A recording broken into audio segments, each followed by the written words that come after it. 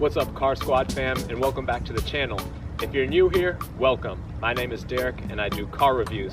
I'm excited to be bringing you this review of this 2019 BMW X3 m40i. It is the second year the X3 earned the M badge, and this particular one is outfitted in the Phytonic blue paint, which was a $550 option.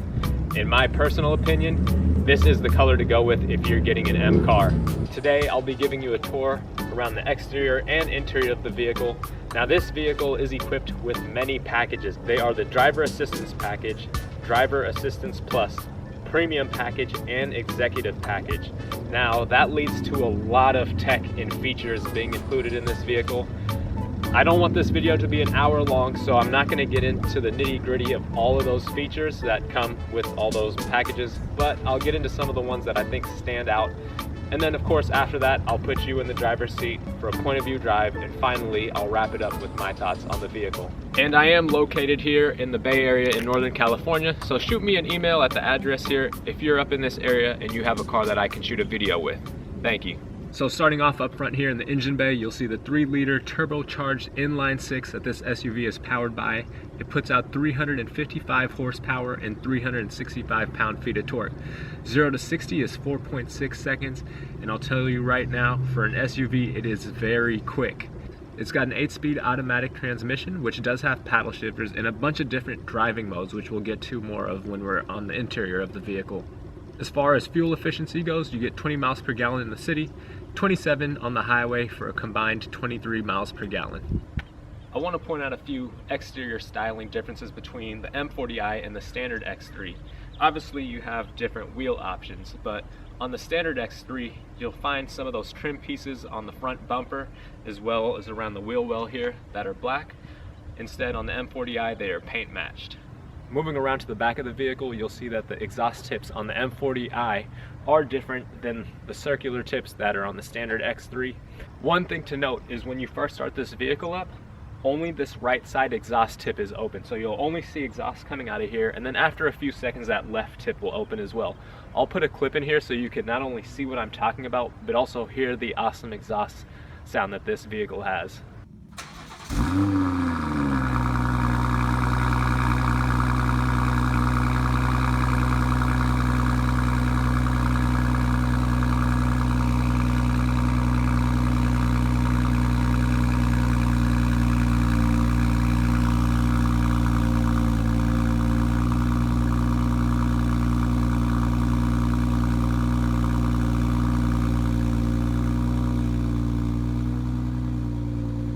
Now this vehicle does have the auto tailgate where you can just kick underneath and the trunk will open up. One thing I should note is the owner told me when he first bought this vehicle and it was parked in his garage, he opened the garage door and for some reason the trunk sensed that and the trunk opened up, causing it to get jammed in the garage door. He had to take it to BMW and they did whatever programming they had to do, and he hasn't had the issue since. I did look on the X3 forums and many owners did say this was an issue where even driving down the highway their trunk would suddenly open on its own. So something I guess to make note of if you're in the market for one of these or if you already own one.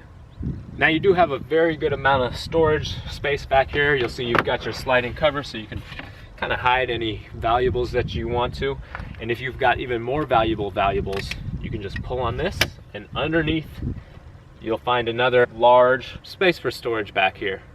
One thing to note is this vehicle comes with run flat tires, so there is no spare. Other things to note back here, you've got a little power outlet, cigarette lighter right there, and then you've also got this little hook that folds out if I guess you wanted to hang some baby clothes back here. And then you can also pull here and release those rear seats down, and same can be done on the other side if you wanted to get some bigger items back here. So moving into the rear seat of the m40i, first off I need to point out this beautiful brown Vernasca leather interior. I do think that this particular color matched with the Phytonic blue paint really sets this one out from what you typically see, and I think it will help this particular one with resale value down the road. Back here you do have some rear climate control vents, which you do have the ability to set the temperature for from these back seats. Just below that, you'll see a cigarette lighter power outlet. As far as cup holders back here, you do have one in the door pockets on either side. And then you have an additional two that fold down out of the center armrest. Now I'm 6'1", the driver's seat is set to my driving position, and I'm somewhat comfortable back here. I think it's something I can live with on a day-to-day basis for shorter drives, maybe for a one-day road trip. But for a long extended period of time, for a long road trip, I probably wouldn't want to be back here, especially if I'm with a couple other people my size. I think if you're my size, it's best for 4 adults, given that the center seat has that center hump in the middle, so there's not going to be a lot of leg room back here. If you're under 6 feet, it probably won't be too much of an issue, and you'll probably be able to get by back here. As far as headroom goes, I have great headroom, no issue at all there. One awesome feature that this vehicle does have is the panoramic roof, which can be very nice for anyone sitting in the back seat here as you cruise down the road. This vehicle also does have rear sunshades here, so if you're having fun out on the back roads and you've got your napping baby in the back seat, you can keep them protected from the sun as well. One little thing I want to show you before we move into the front seat is this little hidden X3 logo. You can only see it when both doors are open. As you'll see as I close the back door, it goes away, and obviously when this front door is closed, it'd be all covered up. As you enter the driver's seat, you'll be greeted by the m40i badge here on the door sill. You'll find that on both front door sills, however you will not find it on the rear ones. At night, you'll also see the welcome lighting when you unlock the car and open up the doors, which definitely adds a nice touch. Now here's where we're going to get a little bit into some of those tech and features that I mentioned. Again, I'm just going to keep it kind of brief and focused on the ones I think are important or stand out to me. The Driving Assistance Plus comes with the active cruise control, and in this vehicle it works very well. I've driven some other vehicles which supposedly have it and doesn't work quite well.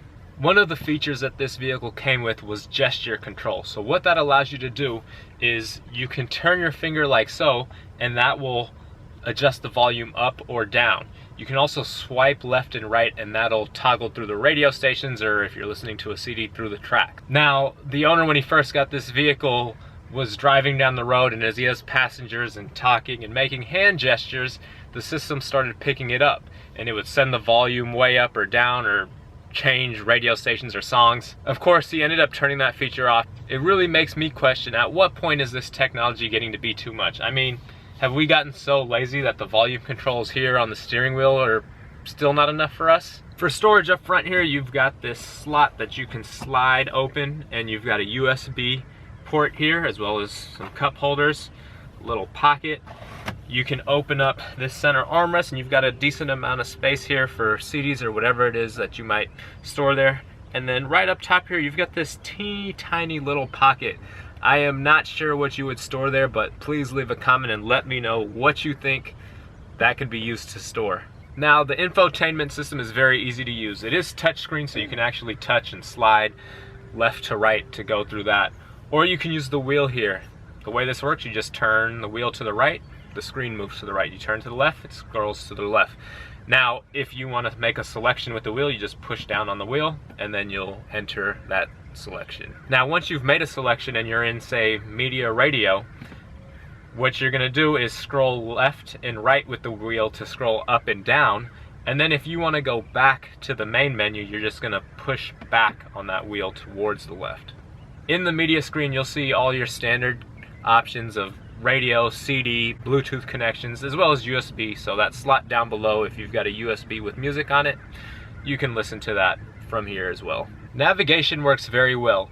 You can enter an address by voice using the voice command button here on the steering wheel, or you can enter it manually using the touch screen, or using the wheel to cycle through the alphabet here and spell out your address. One cool thing about this wheel is you can spell out where you would like to go to.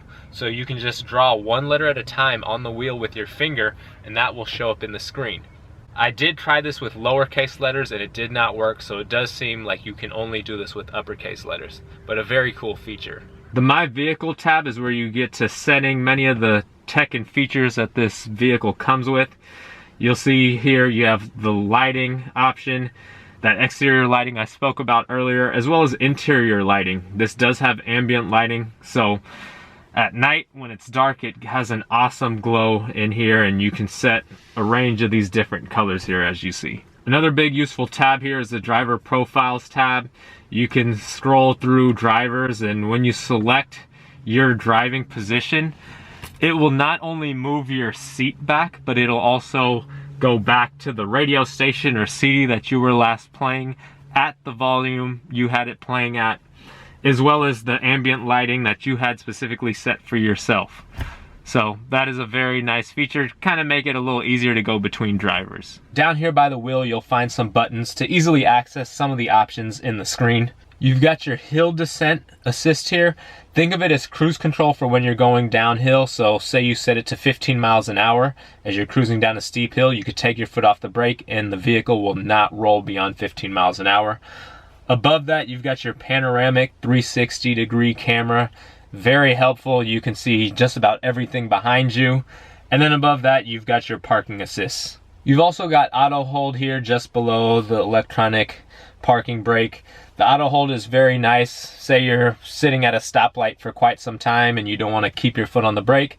If you engage auto hold, you could take your foot off the brake. The vehicle will sit still and it won't move until you step on the gas. Now you've got your traction control off button here, and then you've got your 4 driving modes that I spoke about. So you've got Sport, Comfort, and Eco Pro. Those are all pretty straightforward. And then you've got Adaptive. Think of Adaptive kind of as a mix of these 3. Say you're cruising down the freeway at 60 miles an hour, steadily cruising along, and the car is riding in a comfort setting, and then you need to overtake someone. For that hard acceleration, the vehicle will then start to take more of the features of the sport mode into effect. And then once you return to your 60 mile an hour cruise, the vehicle will kind of go back to that comfort style of driving. The gauge cluster does change as well depending on the driving mode you're in. Comfort and Adaptive are the same, but for Eco Pro and Sport, they are different, and you'll see Sport has a little bit more of an aggressive look to it. Now, a lot of what can be done in the screen above can be done here. So you've got your volume controls here. Obviously, mode allows you to choose where the source of the music is coming from. You've got your different presets that you can scroll through, and you can actually set each of these to do different things as your fingers hover. As you will see, this one does not have anything assigned, but you can give different assignments to each of these buttons. And then of course here you've just got all your general climate controls, and of course the buttons to turn on or off those heated seats. So on the steering wheel here, not only do you have the volume controls and the voice command as I mentioned, but also the cruise control options. And then you've got this wheel here which allows you to scroll and determine the sensitivity of that adaptive cruise control, which is very nice. I have been in vehicles that have that adaptive cruise control, and they end up braking way too early, so you end up kind of pissing everyone off behind you because you're just braking all the time. On the door armrest here, you've got all your window openings, your mirror controls, and the ability to open the trunk. And then just below that, you've got a nice little storage space. Now finally, just to show how the shifter works, what you do is you put your foot on the brake, you press the unlock button here on the left, and then you can pull down to put it in drive. If you push it to the left from there, that will put it in more of an aggressive, sporty driving experience, and you'll see the S pop up on the gauge cluster to signify this. Pressing the P puts the vehicle in park, and of course to go back to reverse, you would just push the shifter upwards. When you tap on the paddle shifters, you'll see the M come up, signifying that you're in manual mode. Well, that wraps up the tour on the exterior and interior of the vehicle. Now I'll put you in the driver's seat so you can see what it's like driving it.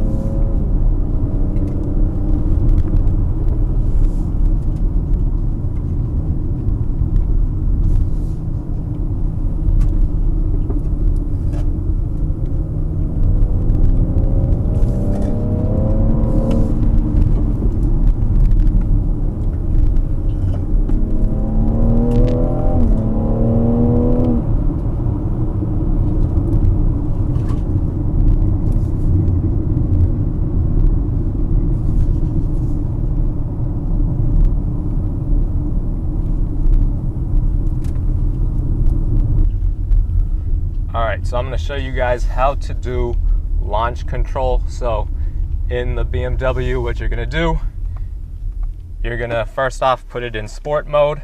Make sure it's in Sport Plus. You want to shift it so it still says S. Turn off the fans. Crack the windows a little bit. You're going to push down on the brake. With your right foot, push down on the gas. Gain the boost.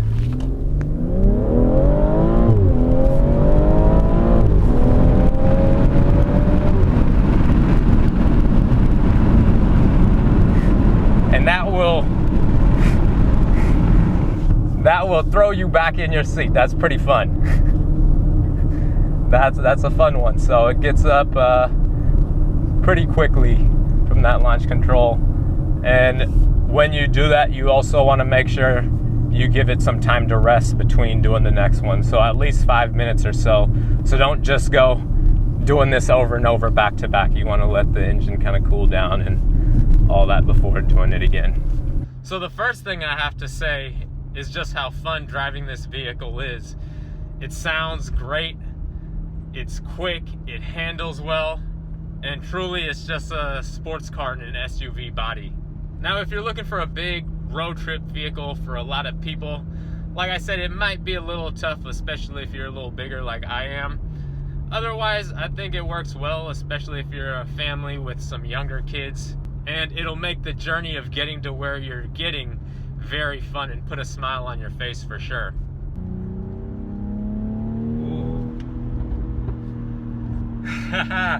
Told you this is a very fun car to drive. You can kind of see how it just takes off there. And it sounds very good, like I said.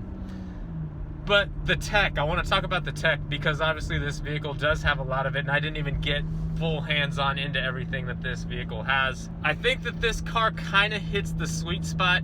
It starts to kind of border on maybe getting into the territory of being a little bit too much. But at the same time, this one does have some very useful features like I showed. Obviously, there's the gesture control, which I gave you my thoughts on that. Now, power, that's where this vehicle, I think, really hits the sweet spot. You know, at 355 horsepower, it's got about 100 more horsepower than the base X3. Just like the tech conversation, we get caught up in pushing and trying to do more and more. And I think the same applies to horsepower and just overall performance of vehicles these days, especially everyday drivers. I don't think it's necessary, some of these horsepower numbers they have on what are supposed to be daily driven vehicles now.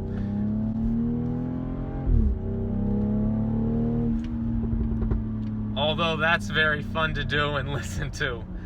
But again, that's usable. I think with all that being said, if you can afford to get one of these over just the standard X3, it is worth it. You know, and again, if you're like me and you don't need all the tech, you just get one of these optioned a little less crazily than this one is, and you'll have an awesome vehicle that's not only fun to drive, but very functional for hauling people around or whatever equipment you've got to move around. Well, that wraps up today's video. I hope you enjoyed it. I definitely enjoyed reviewing this vehicle and driving it. If you enjoyed it, please feel free to leave a like, comment, and subscribe if you're not already, so you join the Car Squad fam and you're not missing out on any other videos like this. And be sure to follow on Instagram at Car Squad TV. I'll put the link right here. Look forward to seeing you next time, and thanks for tuning in.